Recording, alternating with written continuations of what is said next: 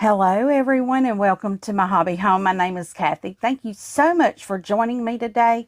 It is quite early in the morning, so I'm trying to get a little bit of sewing done before I have my grandbaby today. I have my alarm set. I have about an hour before I have to go pick him up. His mama has to work this morning, and as you can tell by the thumbnail, this is going to be an honest review of the Sew Sampler Bobbin Blooms quilt pattern.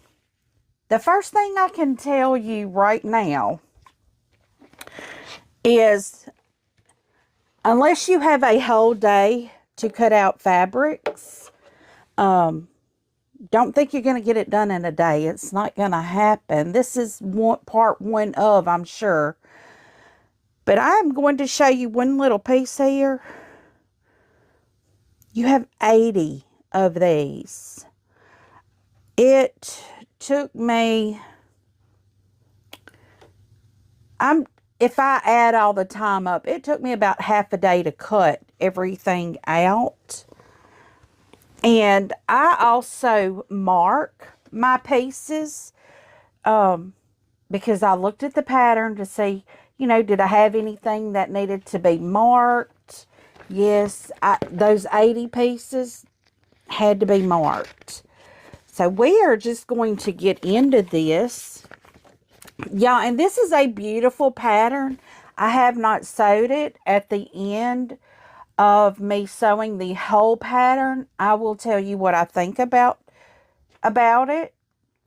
So let's just get into it because there are a lot of pieces. And I'm going to be moving my little tray around so I can get, I may need to move it over here. It may be easier if I put it over here. I don't know. I never know where the best place to put it is until I'm actually sewing. Because I know I will have to move some pieces around if I set it over here because I need them 80 little bitty squares. But it is a beautiful Saturday morning, and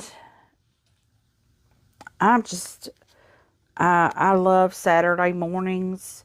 Got up at 5:30 this morning thinking, okay, I'm going to do a little sewing before I have my little grandson, and I'm preparing to have my granddaughter next weekend, so that's going to be fun as well.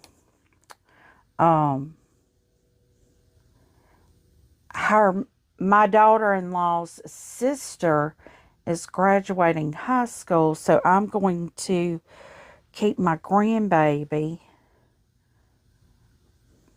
so they can do the graduation festivities. So, but I'm just getting started here.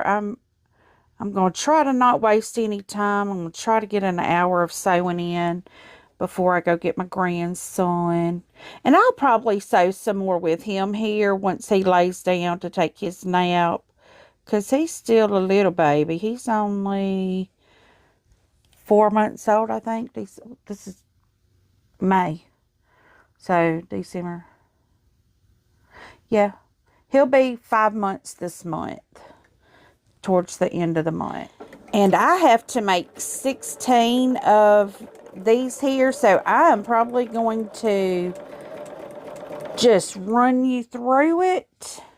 No need for me to keep chattering here. There's not, oh, there is one thing that happened last night that I don't know if everybody knew about it, but I did not see it, but some people were saying you could see the northern lights.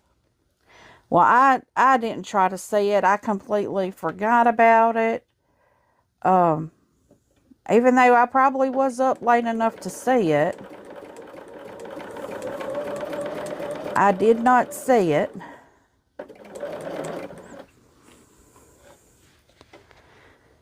And that's okay with me. I know that's probably a once-in-a-lifetime thing, but I mean, I hate that I missed it, but it's okay. So I'm going to go ahead and speed you guys through this.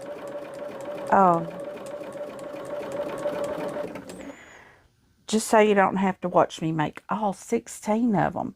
Once I complete making this corner here, I will do the other side as well. So, but I'm just doing one side at a time right now. Just getting it done. And at the end, if this says a part 1, you'll know it took me more than a day to do it.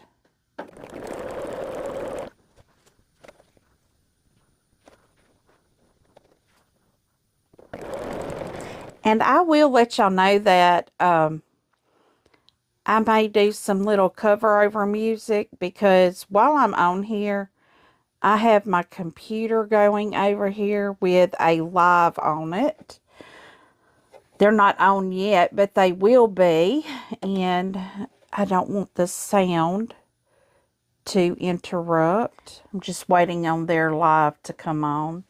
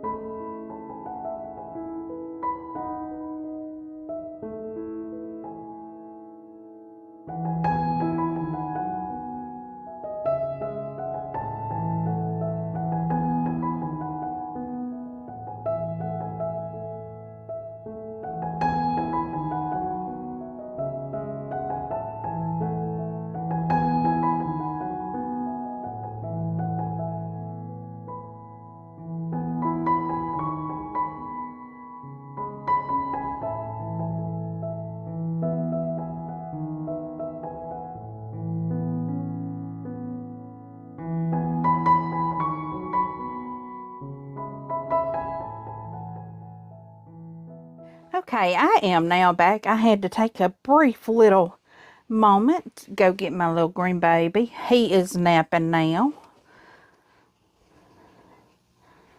He has his belly full and watched his little strawberry shortcake. So he is sound asleep right now. So I'm going to take this opportunity to get a little sewing done.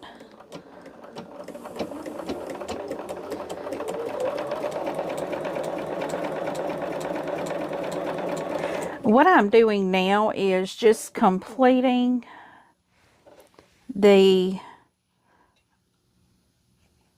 I'm adding the little squares to the top right of this unit here. And luckily they don't overlap, so I don't have to cut and press until I get all of these done. I hope I don't need to. Maybe I need to test one and see. It shouldn't affect it because it's going to fold over. It shouldn't affect it. They don't overlap in the sewing, so I'm thinking it wouldn't overlap in the press or anything either.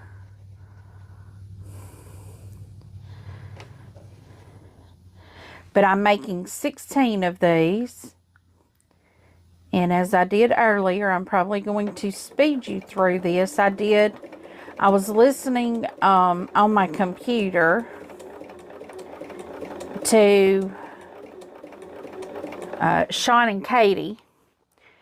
Sean has his live Saturday mornings. My time is 7 o'clock in the morning. And he had Katie on with him. And I like catching those if I possibly can. Most Saturdays, I will admit it, I can't get myself up that early.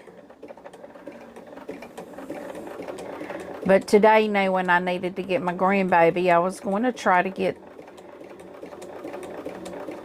get what I'm doing right now done before I went and picked him up. But he's asleep. He got his belly full, and he stays awake a little bit after he eats, but then he likes to get his little nap in, you know, his full belly nap. And he'll probably nap for about an hour or so, so I can sew while he naps.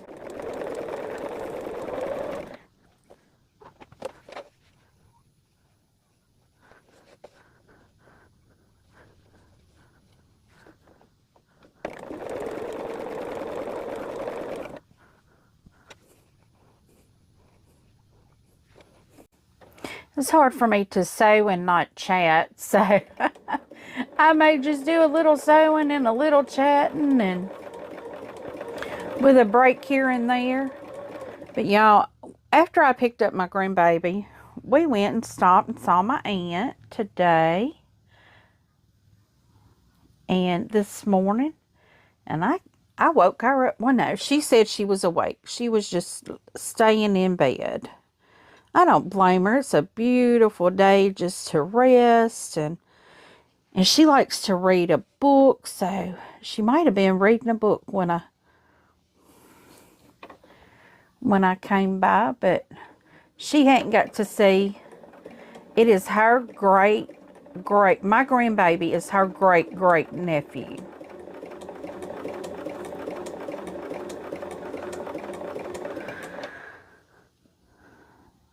So if that's not something, I'm telling you.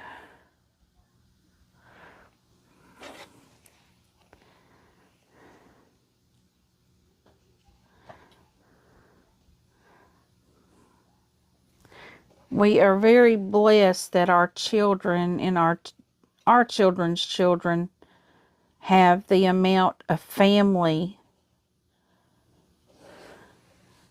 here that is still here.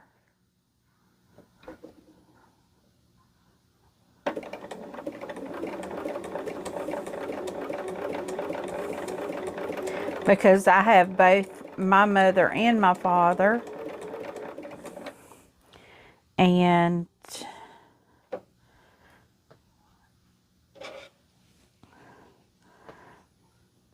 my daughter, her fiance, has both his mother and father. And my daughter, of course, me and her dad are both still here.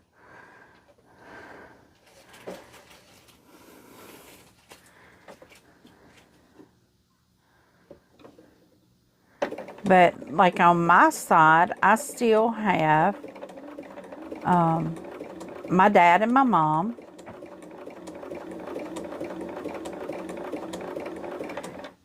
And I have, on my dad's side, I have his sister, which is my Aunt Betty. And then on my mother's side, now both of my dad and both of my mother's parents are gone. They're no longer with us. Now, on my mother's side, she has two sisters and a brother. They're all here still. Now what I have to do is trim these apart, and then I'm going to cut 1/4 of an inch from the seam and press up. Let me see if my instructions tell me how. Yeah, they tell me to press the one on the, okay, looking at this, let me look at it.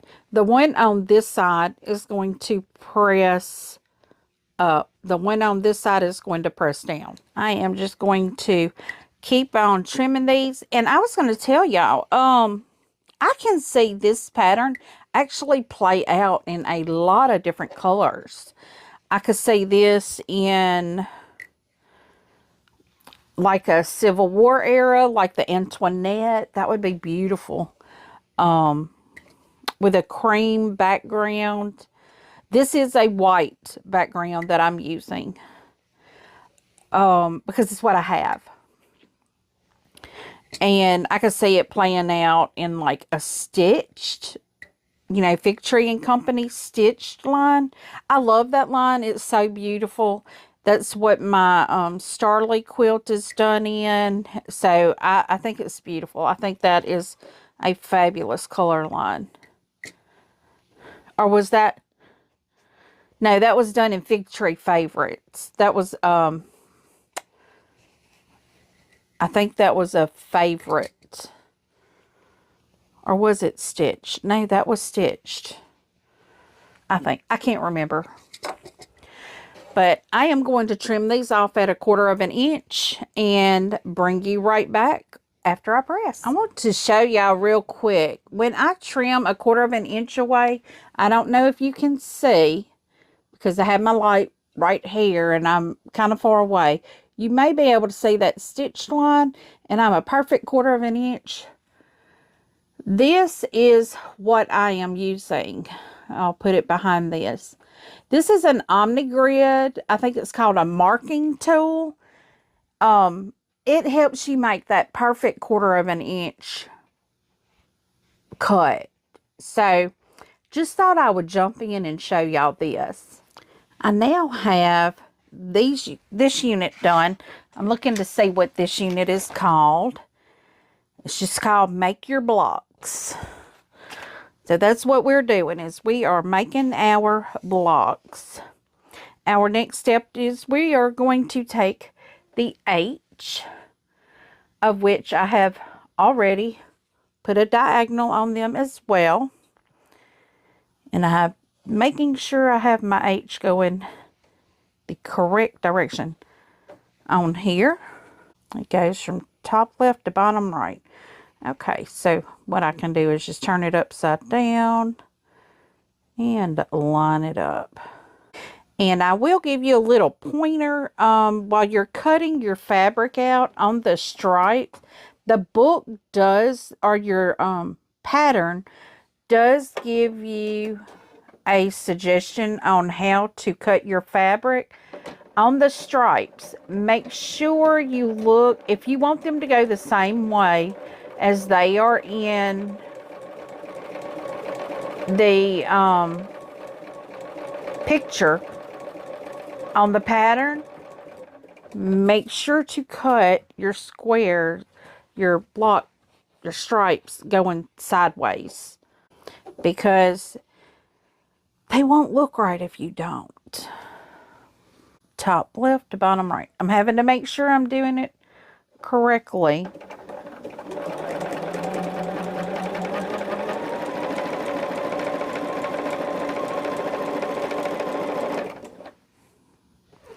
Because this is so easy to mess up. And I guess now's a little time for some chit-chatting. I did a little chit-chatting earlier, but I'll do a little more today, or now. This isn't my cooking channel, but I will tell you about my garden. I have been harvesting blackberries off of, I can't think of the name of it, but y'all, these blackberries are the size of my thumb. They are, well, my thumb's not huge, but the blackberries are huge. I'm used to seeing wild blackberries that are maybe the size of a butter bean or a baby lima bean, if that gives you a reference point. But these are some serious sized blackberries. And I've harvested only a couple. When I say a couple, I mean 2, maybe 3 strawberries off my strawberry plant. But it does have several blooms on it. And I'm hoping to have a few strawberries. And I'm just going to say, I'm not a big fruit eater, I don't guess. I go through periods where, like, I just went through a period where I wanted grilled pineapple. I know, that's a strange craving to have, but, and then I'll go through periods where I want peaches and cottage cheese. I mean, I don't particularly, and before I would buy like a bag of apples a week and I was eating apples. I'm just thinking there was probably something in that apple that was a dietary need for me.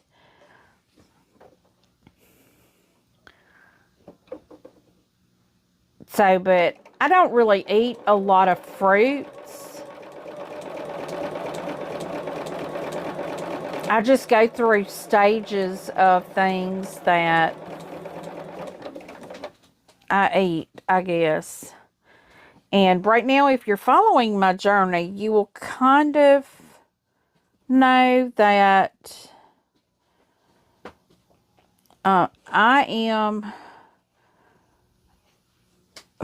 I kind of follow a keto slash carnivore diet.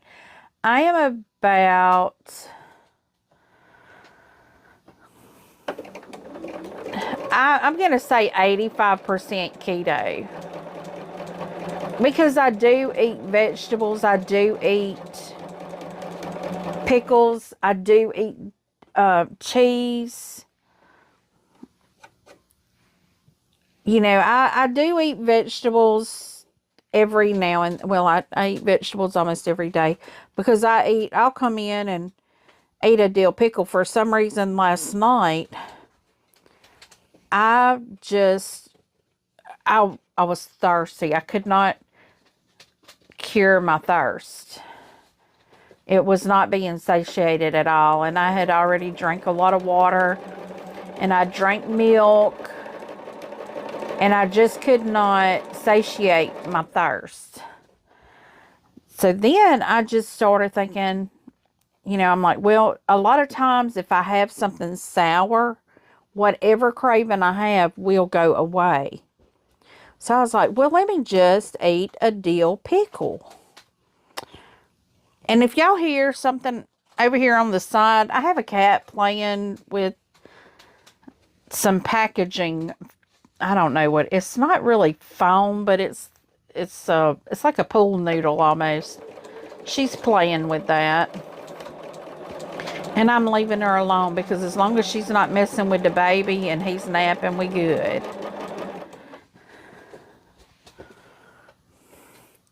Because she doesn't know what to do with babies. They, I guess, scare her. But I ate that dill pickle and I was like, well, that's just not killing it either. But then I just started craving that pickle juice. So I sit there and I drank all that juice out of that jar. She's finding all kinds of packaging stuff because I had a package to ship a few days ago and I had to put packaging bubble wrap in it. And I had something fall out and it went under my table. So I didn't get it. But anyway, about my garden. I've been checking it. My new asparagus bed is doing amazing.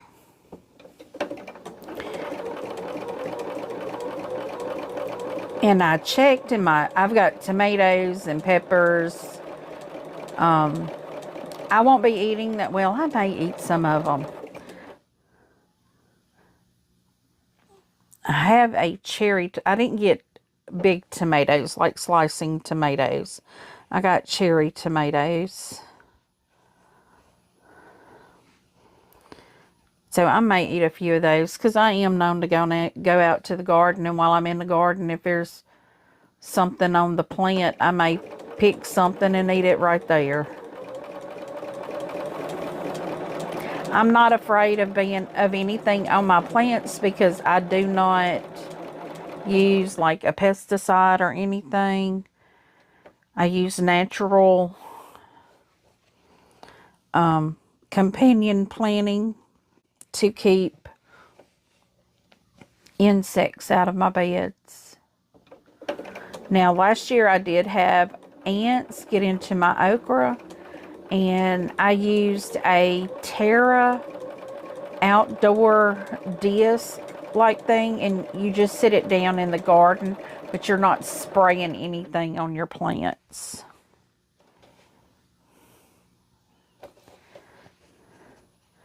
And I am almost finished with this step, and I've chatted with you almost through the whole thing. So there probably won't be any speeding up through this, and it looks like I need to fix my camera.